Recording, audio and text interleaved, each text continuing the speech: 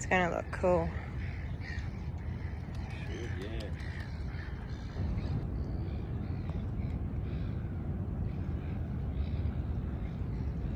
So because we've got quite a foggy, cloudy looking sky over there, the settings that you've got it on, will that sort of clear that up, or is that something that you'll do in Photoshop later? So I won't clear the sky, but what I do is shoot different exposures, darker and lighter, and also using the polarizing filter that will bring out the colors in the sky. Yeah.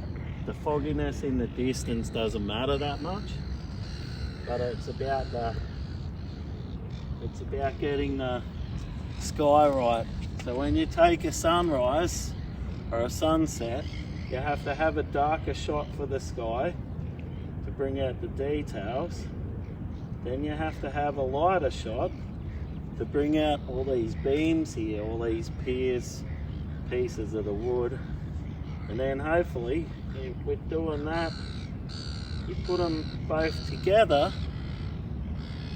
in Lightroom or Photoshop, and what happens is you should have a picture that you've got the sky exposed well, in that you've got all the detail, but it's not too light in that it just becomes a great big white looking sky. Oh yeah.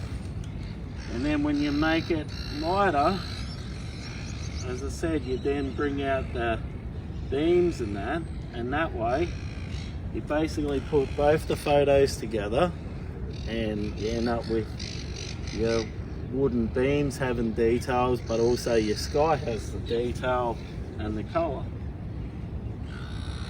Let me see.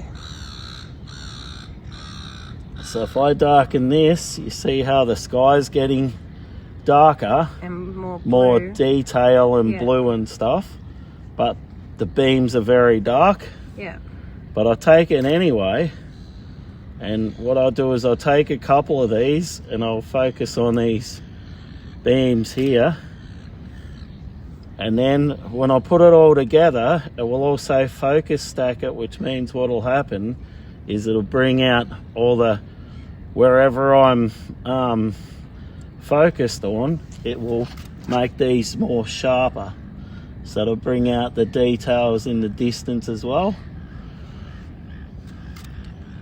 And Okay, most so of the you don't just like walk up, point at a spot, take a photo, and that's it. No, that's what a tourist would do. So a tourist would take this and it might come out looking all right, or what you generally find is that sky will lose the colour. It will be too bright, so it'll be white. Whereas in doing it this way, it's not going to be too white. I know I'm going to have some colour in it, and I take a lot of photos. In taking a lot of these photos, what happens is it means that I have a choice of what I put together and the colours and everything else. So Oh, cool. yeah, so on the end of the camera I have what they call an ND filter, which is a neutral density filter. This is a 1000, so it's about a 10 stop filter, and the reason I'm using this is I can now shoot up to a 10-second exposure or even longer, and I can make the water go like silk when I take this photo. So it's going to run a very long shutter speed, and if I attempted that otherwise during this kind of light, it would be way too bright. But with this filter here, it will block out a lot of the light and allow me to shoot a longer exposure.